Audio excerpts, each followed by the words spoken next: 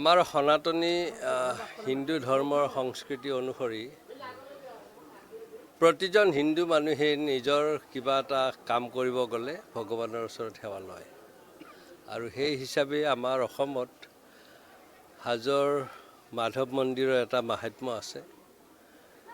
মই আগেও বহুবাৰ আহিছোঁ আৰু ইয়াৰ কাৰ্যকৰ্তাসকলৰ পৰা শুনিছোঁ ইয়াত ভোগ দি সেৱা ল'লে মনৰ বাঞ্ছা পূৰণ হয় আৰু ময়ো এটা নতুন কামৰ কাৰণে আহিছোঁ। মোৰ জীৱনৰ দ্বিতীয় ইনিংছ মই আৰম্ভ কৰাৰ কাৰণে যিটো আগবাঢ়িছোঁ যাতে সফলতাৰে মই পাৰ কৰিব পাৰোঁ তাৰ কাৰণে ভগৱানৰ ওচৰত আশীৰ্বাদ লোৱাৰ কাৰণে মই ইয়াত আহিছোঁ। আপুনি ইতিমধ্যে সংবাদ মাধ্যম ঘোষণা কৰিছে বিজেপি আনুষ্ঠানিকভাৱে আপুনি ত্যাগ কৰিব। কেতিয়া বিজেপিলৈ কেতিয়া আপুনি পদত্যাগ পত্ৰ প্ৰদান কৰিব ৰাজ্যিক নেতৃত্বলৈ?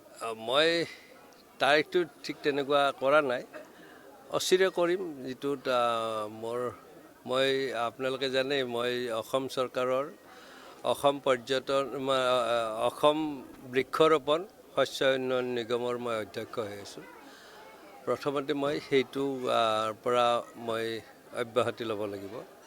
সেইটো কালি পৰহিৰ ভিতৰত সেইটো কৰিম। আপুনি ইতিমধ্যে কৈছে আপুনি দ্বিতীয় ইনিংছ খেলিবলৈ আপুনি সাজু হৈছে। গতিকে দ্বিতীয় ইনিংছ আপুনি নিশ্চিতভাৱে কংগ্ৰেছেই হ'ব।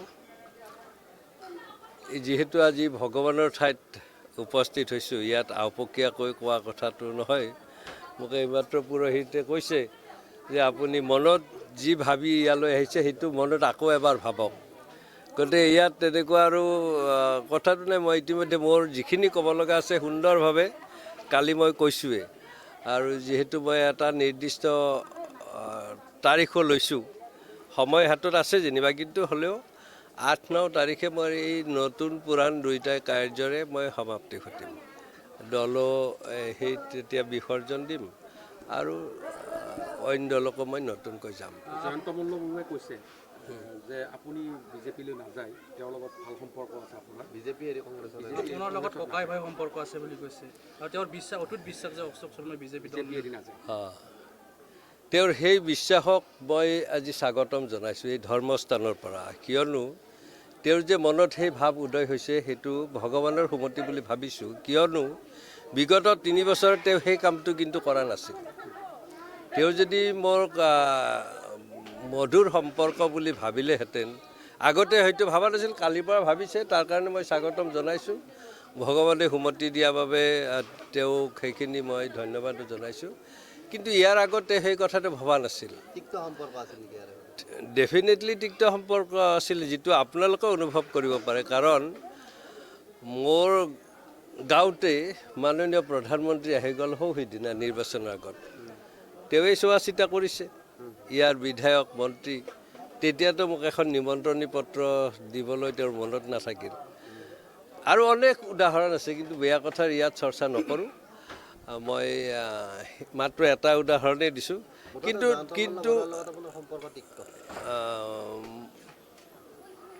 তেওঁ কোৱা কাৰণে মই কৈছোঁ, সেইটো একদম গভীৰভাৱে তিক্ততাপূৰ্ণভাৱেই আছিল।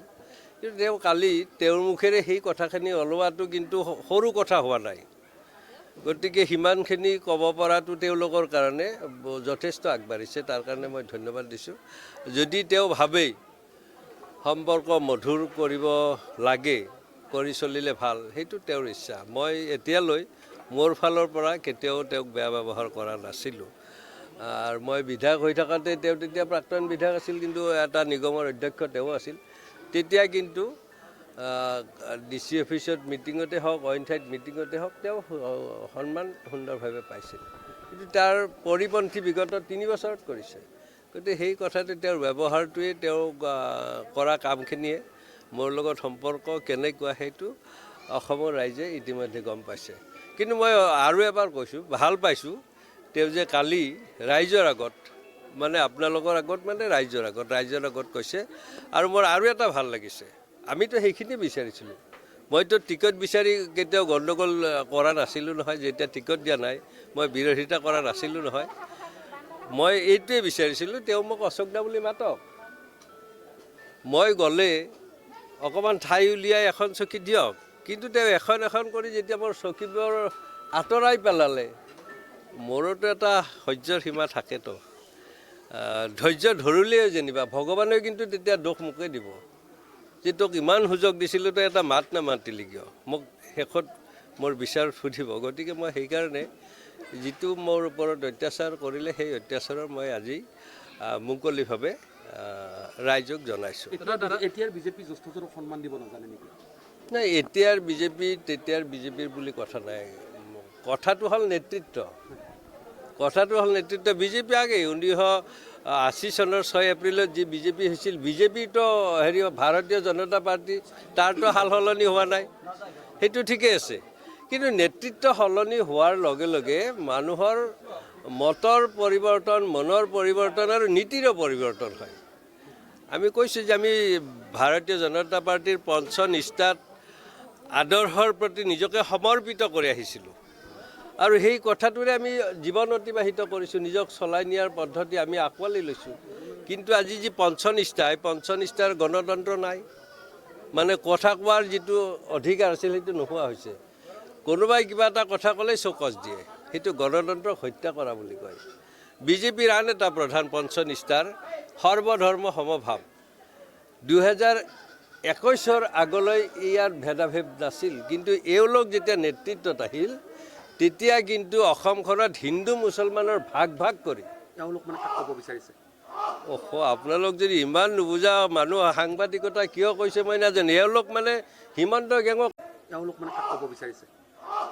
আপোনালোক যদি ইমান নুবুজা মানুহ সাংবাদিকতা কিয় কৈছে মই নাজানো। এওঁলোক মানে হিমন্ত গেঙক কৈছোঁ মই, তাতকৈ আৰু মুকলি কৰি ক'ব লাগে নেকি। মই হিমন্ত গেঙৰ কথা কৈছোঁ যে তেওঁলোকে যেতিয়া দায়িত্ব লৈছে তেতিয়াৰ পৰাহে আজিৰ তাৰিখত চাওক, অসমৰ বাহিৰত গৈ যেতিয়া তাৰ ভাষণ দিয়ে উগ্ৰ হিন্দুত্ববাদৰ ভাষণ দিয়ে, কিন্তু ইয়াত এতিয়া ছেকুলাৰ ভাষণ দিব আৰম্ভ কৰিছে। কাৰণ লোকসভাত মুছলমানে ভোট দিয়া নাই বুলি কেইদিনমান কৈছিল। আৰু কিয় ভোট দিব, তেওঁলোক স্বাভিমানী নহয় নেকি? তেওঁলোকক কৈছে যে মিয়াৰ ভোট আমাক নালাগে, মোগলৰ বংশধৰসকলৰ ভোট নালাগে। যদি ভোট নালাগে বুলি কৈছে, দিলেওতো বিশ্বাস নকৰিব, গতিকে তেওঁলোকে দিয়া নাই, দেখুৱাই দিছে তেওঁলোকৰ স্বাভিমানটো। এতিয়া আৰু তেওঁলোকক তহামত কৰাৰ কাৰণে কিয় যায়? দাদা, বিজেপিত ইতিমধ্যে বিসম্বাদৰ মুখৰি ঘটিছে আৰু তাৰ আপুনি নেতৃত্ব দিছে বুলি ক'লে ভুল কোৱা নহয়। মই নেতৃত্বৰ বিসম্বাদৰ উপনিক মই নেতৃত্ব দিয়া নাই। আপুনি আৰম্ভণি হয় কৰিছে, হয়, নিশ্চিতভাৱে যেতিয়া আপুনি নেতৃত্বৰ বিৰুদ্ধে আপুনি মাত মাতিছিল, নিশ্চয় আপুনি নিশ্চয়। ঘোষণা কৰিছে, দল ত্যাগ কৰাৰ কথা পৰ্যন্ত আপুনি ঘোষণা কৰিছে।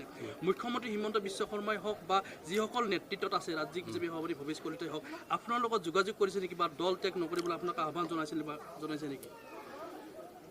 মই সেইকাৰণে নেতৃত্ব এওঁলোক বুলি কৈছোঁ, নাম ধৰিব খোজা নাই। এওঁলোকে এতিয়া সিমানটো এওঁলোকৰ মনত সুমতি নাই। সেইকাৰণে কিছুদিন আগত কৈছিল কোনোবা অসন্তুষ্ট যদি কৰ্মী আছে তেওঁলোক যাব পাৰে, দলৰ দুৱাৰ খোলা আছে। কিন্তু দেখিলে যেতিয়া এইটো ৰিপাৰকেশ্যন হ'ল, জনসাধাৰণে কৰ্মীয়ে বেয়া পাইছে, তেতিয়া আৰু ক'লে যে অসন্তুষ্ট কৰ্মীক আমি সন্তুষ্ট কৰাৰ ব্যৱস্থা কৰি আছোঁ। কিন্তু মই এই অসন্তুষ্টিটো ৰাজহুৱা এইকাৰণে কৰিছোঁ যে মই বলি হওঁ, মোৰ পাছত যাতে কোনো এজন কৰ্মীয়ে এনেকুৱা অপমান বোধ কৰিব নালাগে। মই আজি বিজেপিৰ জয় মই অৱস্থাত বিজেপি ত্যাগ কৰিব ওলাইছোঁ। মই আজি এটা চেয়াৰমেন, এটা নিগমৰ অধ্যক্ষ, সেইটোও বিসৰ্জন দিব ওলাইছোঁ। মই পোৱাৰ কাৰণে কংগ্ৰেছত যোৱাৰ কথাটো ভবা নাই। মই এওঁলোকক এইকাৰণে এটা শিক্ষা দিব বিচাৰিছোঁ যে মোৰ দৰে যি হেজাৰ কৰ্মী আছে তেওঁলোক যদি যায় দলটোৰ ক্ষতি হ'ব, তেওঁলোকে অন্ততঃ সন্মানটো দিয়ক। মোৰ ক্ষেত্ৰত যি কৰিলে সেইটো কথা মই এৰিছোঁ। মই যিহেতু অইন দলত যাম বুলি কৈছোঁ, গতিকে মই সেইটো এৰিছোঁ। কিন্তু এই হেজাৰ কৰ্মীক যেতিয়া অপমান কৰা বুলি অনুভৱ কৰি তেওঁলোকে ওলাই যাব, তেতিয়া কিন্তু বিজেপিৰ ক্ষতি আছে। আপোনাৰ লগতে আপোনাৰ বহু জ্যেষ্ঠ নেতা বিজেপিত অসন্তুষ্ট হৈছে, ৰাজেন গোহাঁইকে আদি কৰি, ৰমেন ডেকাকে আদি কৰি, যিসকল পুৰণি আপোনালোকৰ সেই সময়ৰ নেতৃত্ব আছিল বা সেই সময়ত বিজেপি নিষ্ঠা সহকাৰে বিজেপি কৰিছিল, তেওঁলোকৰ ক্ষেত্ৰত বা তেওঁলোকৰ সৈতে আপোনাৰ যোগাযোগ হৈছে নেকি বা তেওঁলোকৰ দল ত্যাগ কৰাৰ সম্ভাৱনা আছে নেকি? মই কোনো এজন ব্যক্তিকে দল ত্যাগ কৰাৰ কাৰণে আহ্বান জনোৱা নাই। কাৰণ এই দল ত্যাগ কৰাটো কিমান যন্ত্ৰণাময় সেই কথাটো মই বুজি পাইছোঁ। কৰিব পাৰে, কাৰণ মোৰ দৰে কঠোৰ সিদ্ধান্ত বা যন্ত্ৰণা বুকুত লৈ এটা পদক্ষেপ লোৱাৰ বয়সো থাকিব লাগিব। সেইটোতো আৰু সকলোৰে ক্ষেত্ৰত সম্ভৱ নহয়। গতিকে মই ইয়াৰ পৰাই দাদালৈ এটা প্ৰণাম জনাইছোঁ। গতিকে আপোনালোকে সেই কথাটো নিশ্চিত হওক, দল ত্যাগ নকৰিলেও দলৰ বৃহত্তৰ ক্ষতি হ'ব পাৰে যদিহে পুৰণা কাৰ্যকৰ্তা বা জ্যেষ্ঠ কাৰ্যকৰ্তাখিনি অসন্তুষ্ট হয়।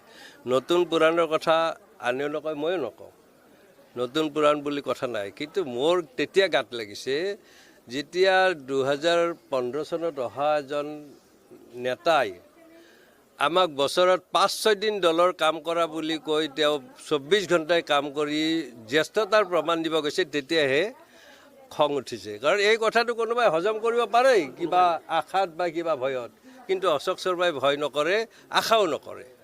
কাৰণ তেওঁলোক যেতিয়া আহিছে তেতিয়া তেওঁলোকৰ বৃহৎ অৰ্থনৈতিক সাম্ৰাজ্যখনৰ সুৰক্ষাৰ কাৰণেহে বিজেপিত আহিছিল। আৰু আমি বিজেপিয়ে তেওঁলোক নাহওঁতে চৰকাৰ গঠন কৰিবলৈ প্ৰস্তুতি সম্পূৰ্ণ কৰিছিলোঁ। আপোনালোকে জানে 2016 চনত আমি চৰকাৰ গঠন কৰিছোঁ, কিন্তু 15 চনৰ পৰা আপোনালোকে অসমত বিজেপিৰ প্ৰতি কেনেকুৱা এটা পৰিৱেশ আহিছিল।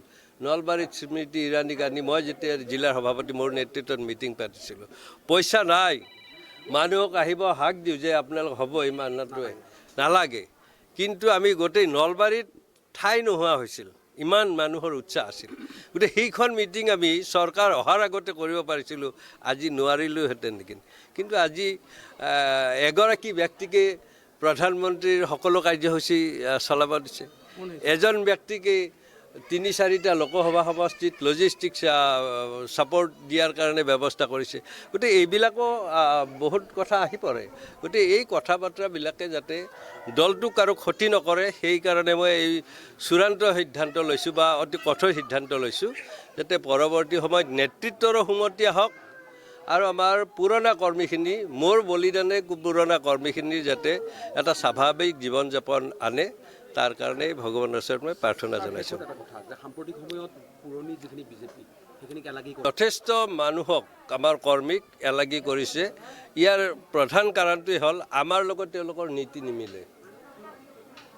কাৰণ আমি গণতন্ত্ৰত বিশ্বাসী, ভাৰতীয় জনতা পাৰ্টীৰ যি পঞ্চনিষ্ঠা আছে, এই পঞ্চনিষ্ঠাৰ প্ৰতিটোকে আমি হৃদয়ংগম কৰি তাক জীৱনত ফলৱতী কৰাৰ চেষ্টা কৰোঁ।